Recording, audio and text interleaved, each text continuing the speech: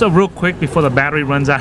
Uh-oh, your battery low. Yeah. Hey, I noticed that you put a dark line in right where the jaw line is at. Yes. What is the strategy there so that the beginning artists can understand? You mean this thing here across the bridge? No, like cross down below the jaw line. Oh, that's a shadow. That's the shadow underneath. That's like the darkest one that you put in so far. Yeah, it's to suggest that there is a space between her and the neck. So you're creating depth by making it darker. Precisely. Shadows and extreme shadows can create the idea of a three-dimensional object. Okay. Because this object would not be getting any light. Okay. Yeah. You know, but we don't do that very often in cartoons and stuff because it's time consuming. So now, how many shades or tones of the darkness of the marker degrees of darkness of the marker? I usually 3 or 4, and we're only on 2 right now. Okay. All right. So how many does it take to capture depth? I'd say 3 or 4. At least 3. A minimum? I would say minimum is 3. Okay. Okay, but I usually go 4. I go that extra mile sometimes. Okay. And Faber castles are some of the best to do that, but they will dry out.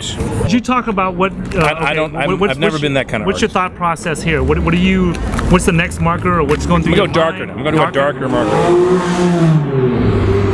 This brings the eyes out, right? Okay. No, it's a little darker than that. Let me start.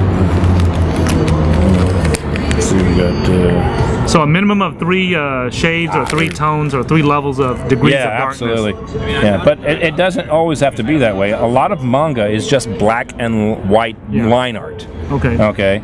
Yeah. Now when I do portraits, right? When I do photorealistic portraits, I tend to establish like the heaviest dark first compared to the lightest light, and that way I have a reference point of what's the darkest and what's the lightest. Do you have anything like that in your mind, or you don't care about that? Oh no, I see that. What I'm seeing is where's the darkest. Okay, the darkest over here is her hair. Okay, that's the darkest point. Yeah. Okay, the idea is to try to get there.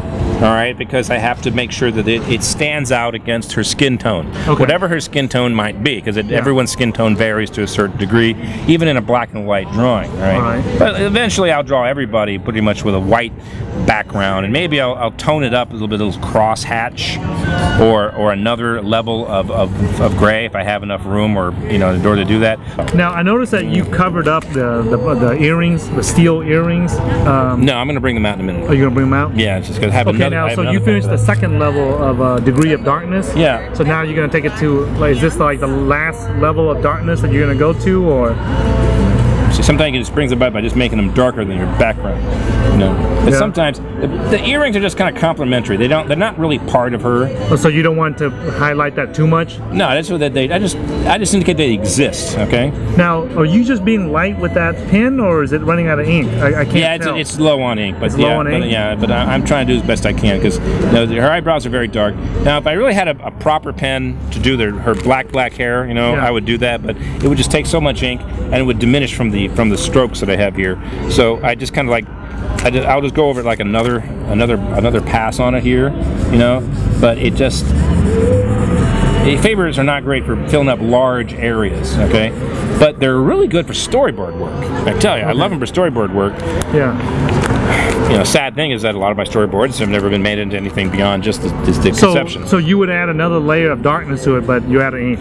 I'm not an ink. Well, I have something, but it's a Sharpie. But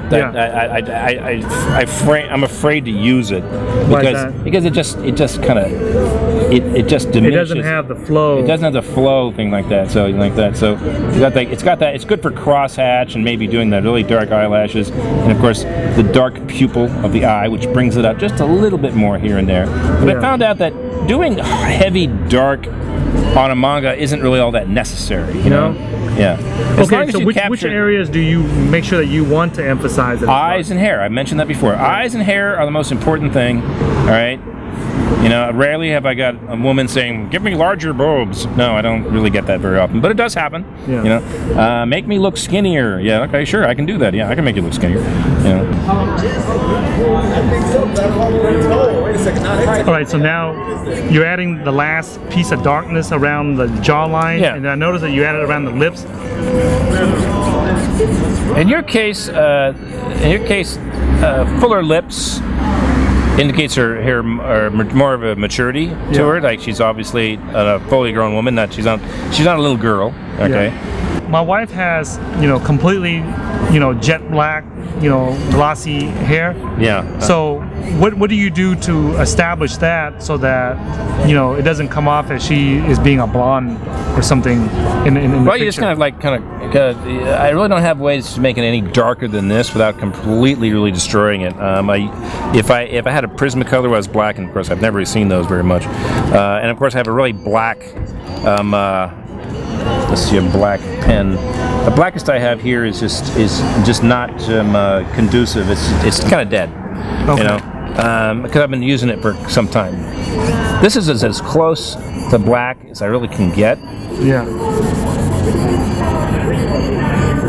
But I could go blacker Hey, if I let me used ask you this. What if when I get home, I fill it in? Well, if you want to do that, you can do anything you want. Yeah. Well, okay, so where would you fill it in at? If I'd do it on the. I would fill it in near the this side of the neck. Yeah.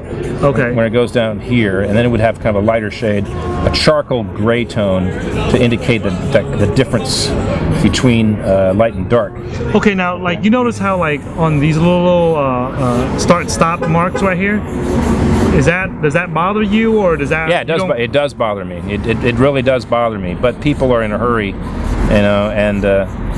But you would preferably not have those. I prefer to color it in Photoshop. Actually, I'm pretty good doing that Okay. in Photoshop. However, though, I can't really rig Photoshop up out here. Someone did. I remember another artist actually drawing people right on the computer, and the city said that's not performance. You can't do that. Oh, you have to freehand it. Yeah, they want you to do everything out here in the raw. You know. Okay. And I disagree. I think he should sue the city. He said, no, I can do it on the computer. I don't see why I can't. Yeah. You know. So, okay, so I'll darken some of that area in when I get back to the house with a darker marker. Well, the thing is that you don't really need to. I don't need to? Yeah, most people will accept any of the shades, and because they're not really saying, I don't care how dark the hair is, they just wanted that kind of anime look. All right. Now, I noticed that you have the like the upper portion of like this area of the face and the hair and everything, Yeah. a little bit darker than the rest of the outfit and stuff. Did you do that intentionally so that the attention goes here, or can you talk a little bit about that? No, I'm just being lazy. Okay, well, I mean, that's understandable. I mean, I can do it more if you want, you know, but You know. you know. No, I wanted It's just taking all my pen words right now, so. And I didn't know you were going to be here today and bogart all of my time. Yeah. I'm sure I could have drawn 15 more people while I was talking to you, you know, and that's like $100. Yeah. Hey, there's going to be a ton of beginning artists out there that's going to appreciate this. Oh, that makes me feel so much better. Huh?